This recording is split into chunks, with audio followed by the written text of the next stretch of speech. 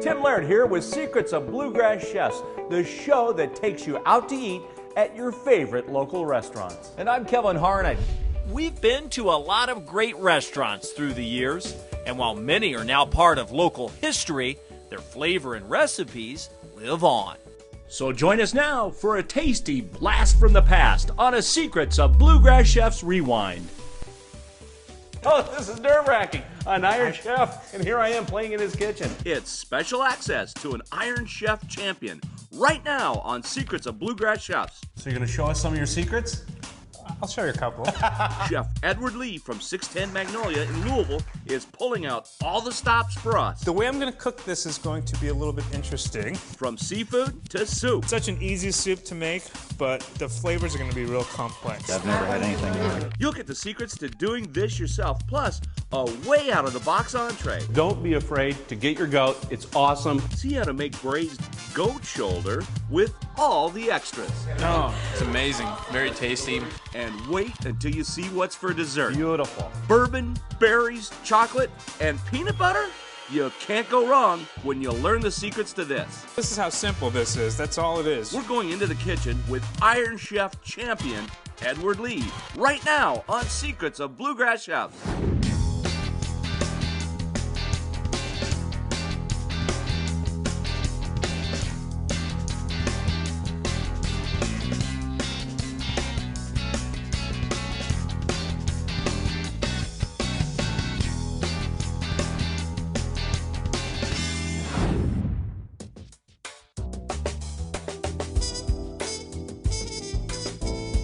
Tim Laird with Secrets of Bluegrass Chefs.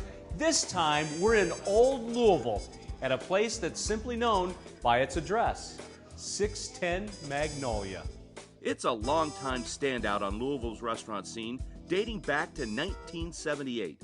But these days, it has an updated modern style thanks to its newest owner and head chef, Edward Lee. Now we're ready for the fun part. You might have seen him on TV before, as he appeared and won on Food Network's Iron Chef. It was sweating, nervousness, Yeah. and then before you knew it, it was done. And it worked out great. So how exciting is that? Chef Edward cooks with a style all his own. It's a modern blend shaped by several global influences. Grew up Korean, in a Korean family in Brooklyn, New York, and now I live here in the South. So I like to say that my food is kind of a blend of Southern attitude with a little bit of New York and a little bit of a global sort of Asian perspective to it. And the menu is always changing, partly on Chef Edward's whims and partly based on what's fresh from the farm. Now, we're not a Southern restaurant. Right. You know, we're not doing comfort food, but we do respect and value the farmers, what they do, and the ingredients. I can't wait for some of the dishes you're going to prepare for us today. Well, let's go cook. Let's do. Already, this looks fantastic. Tell me what we're going to do, Chef. It's a corn and bacon soup with a trio of seafood. Take some bacon, and this is my good friends at Stone Cross. Makes this local bacon, and I'm just gonna give it a couple of slices. I'm just gonna add about a teaspoon of butter. I'm gonna put this on some heat. I'm cutting up the corn here. All right, so I've got some corn, 2 ears of corn roughly. Such an easy soup to make, but the flavors are gonna be real complex. I'm gonna add this lovely yellow corn. And our sweet corn going in, that good sweet and salty. I'm gonna add about 1.5 cups of milk. I'm gonna add about 2 cloves of fresh garlic. Make sure it's fresh garlic. And then I've got some interesting thing here. This is called quark cheese. Quark cheese. Yeah, and it's a German-style sour cream, if you will. Oh, okay. And I'm gonna add about 2 tablespoons of that. Let that kind of calmly simmer for about 20 minutes. After that, the last ingredient goes in. Karen, I'm gonna add just about 1.5 cups of vegetable stock. After some more simmering, the chef transfers the soup into a blender to give it a perfectly smooth texture. And we're gonna give it a nice high-powered whir.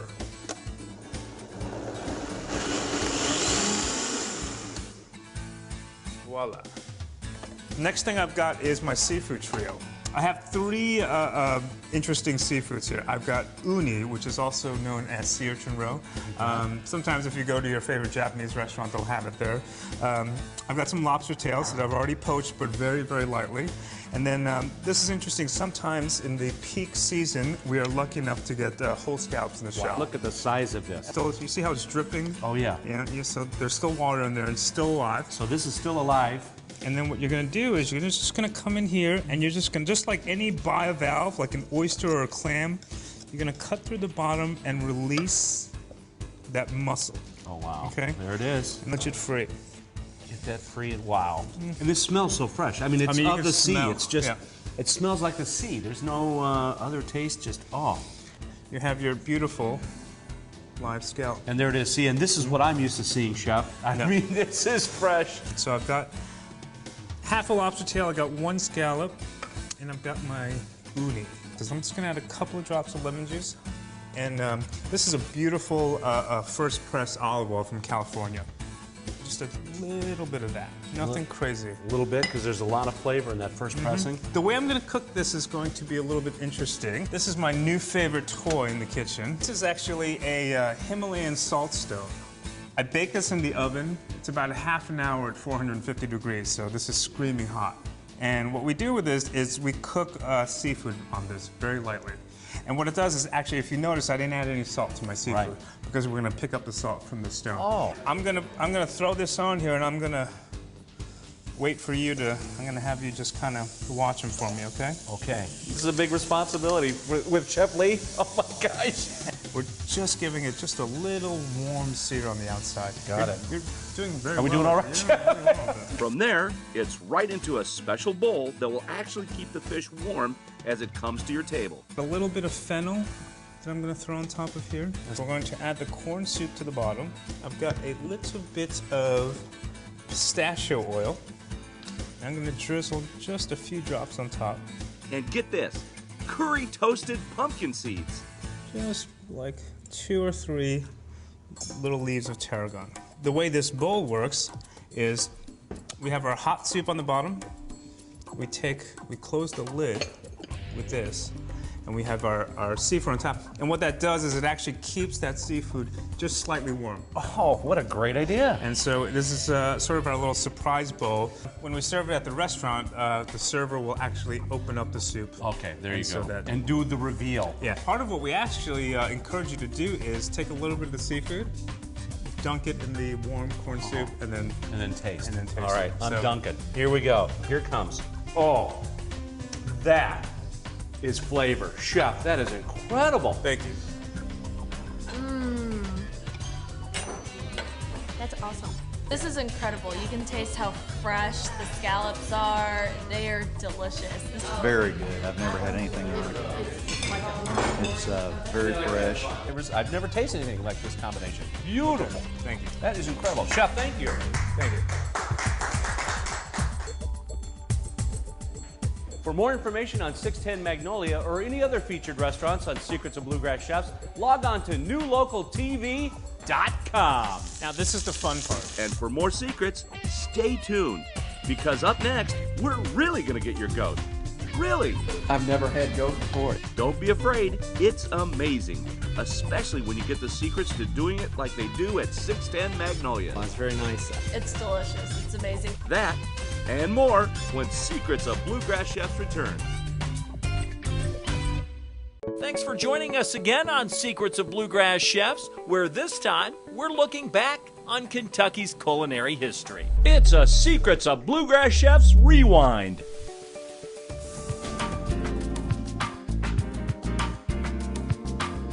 Tim Laird with you again with more Secrets of Bluegrass Chefs. This time we're in Old Louisville at a place known nationwide for its incredible top chef, and its name is simply its address. 610 Magnolia is actually 2 restaurants across the street from each other. There's the main dining room, and there's this, known as the Wine Studio. The Wine Studio is much more casual and is designed for special events. We do pasta parties. All the dinners we do here are family style. And of course, it's the perfect place for wine tasting. 610 has been a hot spot for a long time, but with the arrival of Chef Edward Lee, it's even more popular. Back in the old days of, I think, 1978, Eddie Garber opened 610 Avenue, and originally when he opened it in 1978, it was the place to be in Louisville. Edward first visited the restaurant in 2001 on a trip from New York.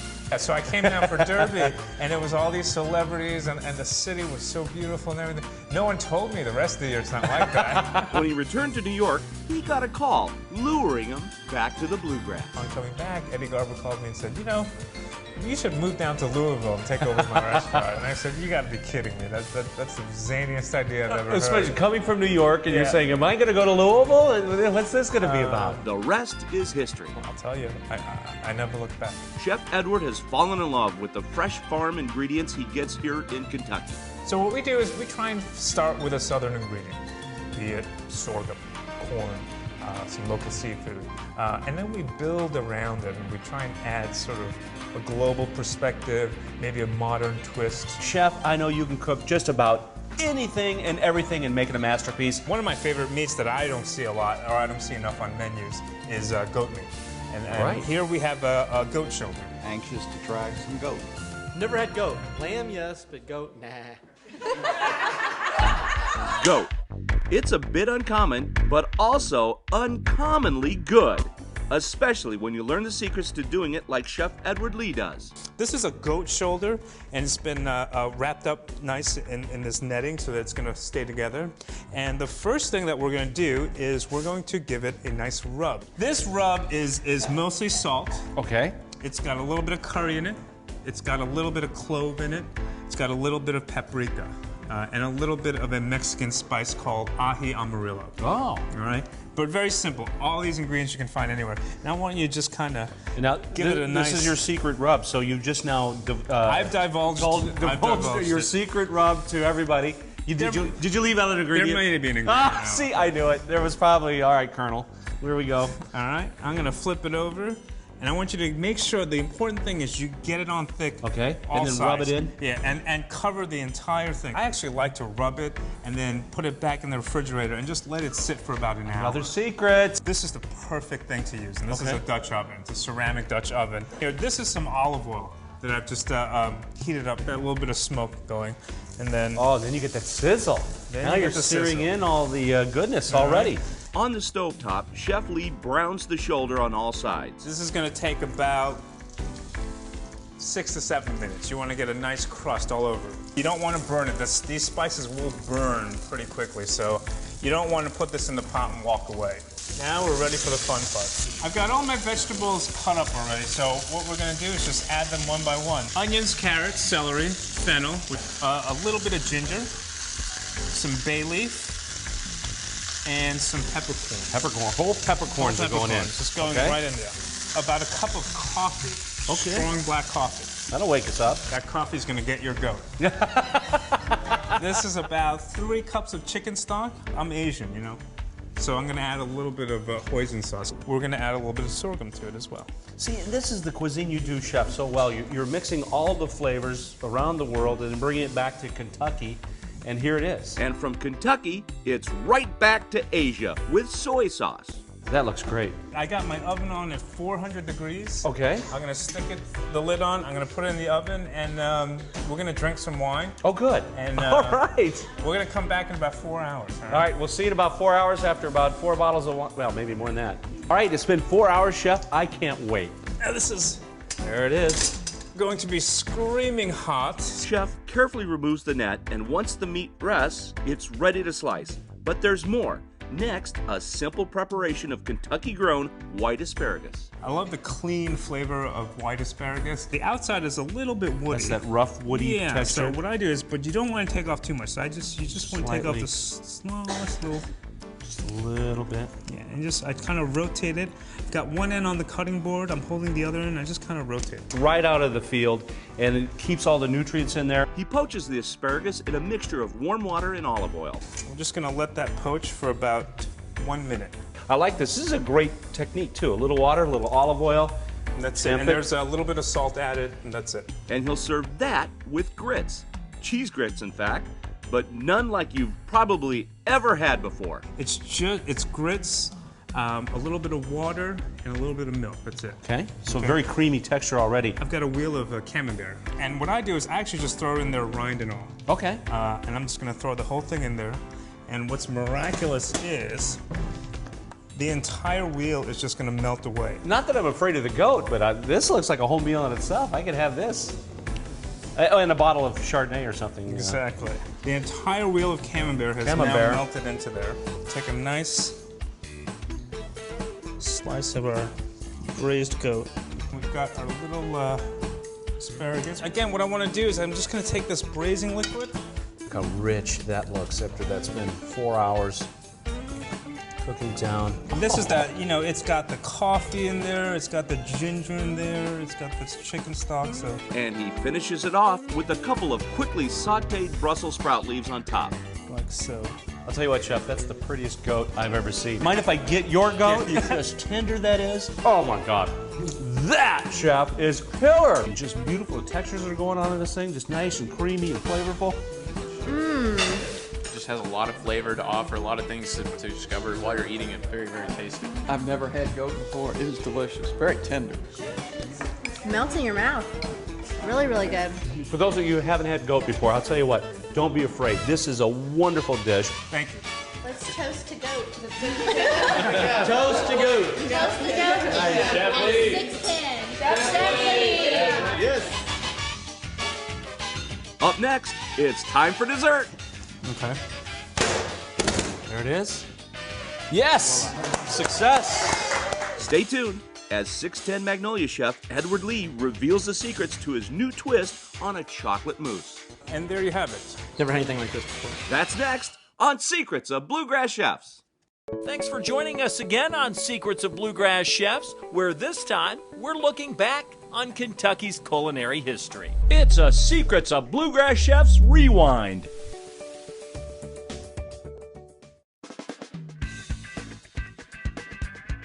Welcome back to Secrets of Bluegrass Chefs. This time we're in Old Louisville at 610 Magnolia, home to Iron Chef champion Edward Lee. Chef Edward was on fire as he took down Iron Chef Jose Garces in a battle of tongue-in-cheek. And now that he's back home, the memory is almost a blur. The day of the actual filming went by so fast. I was a nervous wreck. I had my crew with me. And everyone just stepped up. The atmosphere at 610 Magnolia is much more subdued than it is in Kitchen Stadium. It's first-class service all the way. Once you book the table, that's yours for the entire night. It is, it is.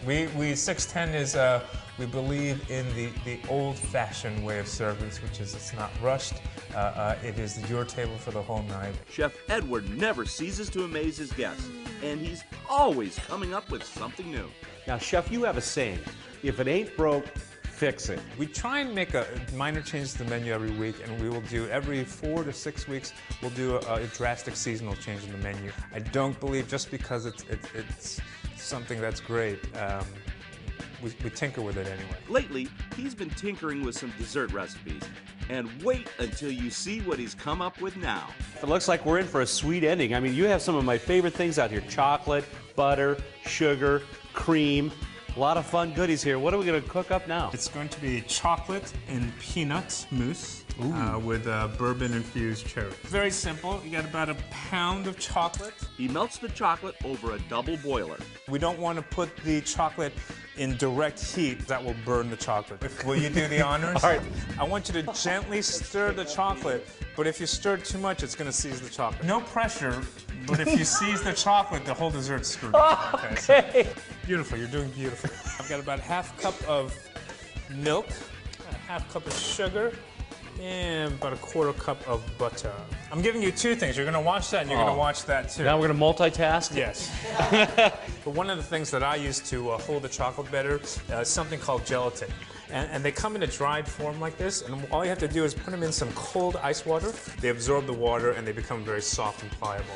Butter and sugar mixture. 3 great things. Goes into one end of the blender. Then, in goes the gelatin that's been soaking. It's going to help it stabilize it, basically. It's going to help it gel.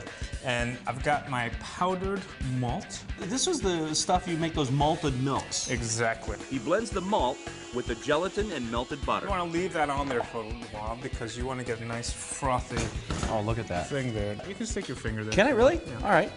Taste it.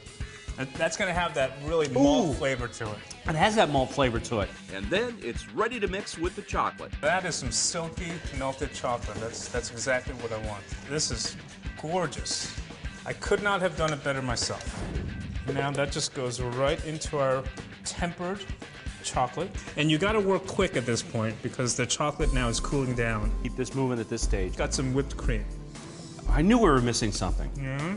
And that's going to just give it that mouthfeel. So you just want to gently keep going. I love the technique, Chef, is turning the bowl, working the spatula. You want to keep this light and airy. I've got a crust here. Okay. That we have that's basically just brioche, a little bit of butter, peanuts, and some sugar. And that's going to be the base? And that's going to be the base. And all you have to do is pour this in. And then this will go into a nice cold refrigerator. It'll take probably about 2 or 3 hours to set really cold. Okay. And then we can slice it out. Do I get to lick the spoon? Yes. I like that. That's my favorite job. I get to do something after making the chocolate. There is a reward. All right. Oh, yeah. I'm going to run my knife under some hot water. There we go. I'm going to sort of take my blade around the edge here. So we want to make sure that it's going to come out in one pop. Okay. There it is. Yes! Success! Here's a little secret too. You run some hot water on your blade, but don't wipe the blade off. Leave some of the water on there. Okay. And that'll actually help to push the knife through the dessert. Wow. See how that glides through there? Mm-hmm. Put our dessert right there. I've got some dried cherries. Okay. Some golden raisins and some black currants. Got about a half a cup of sugar that I'm going to pour over that.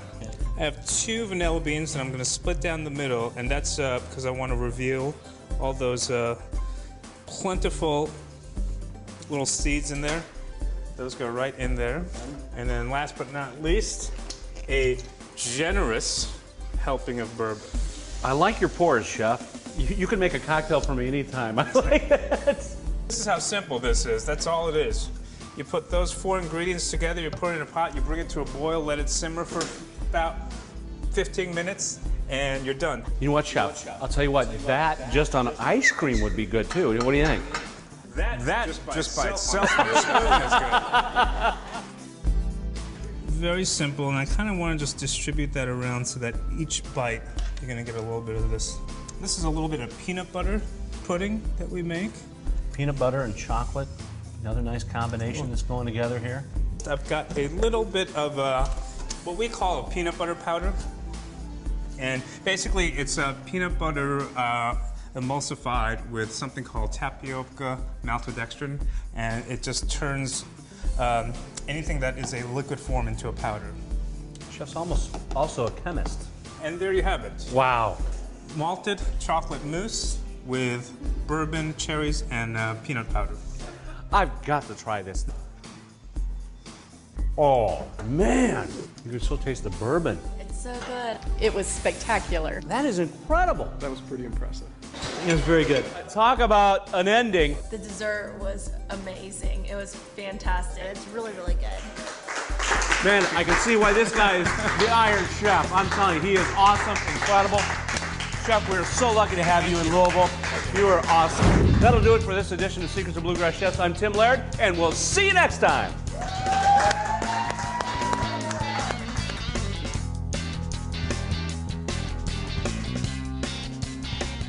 I'm Chef Lee from 610 Magnolia, and thank you for watching Secrets of Bluegrass Chefs.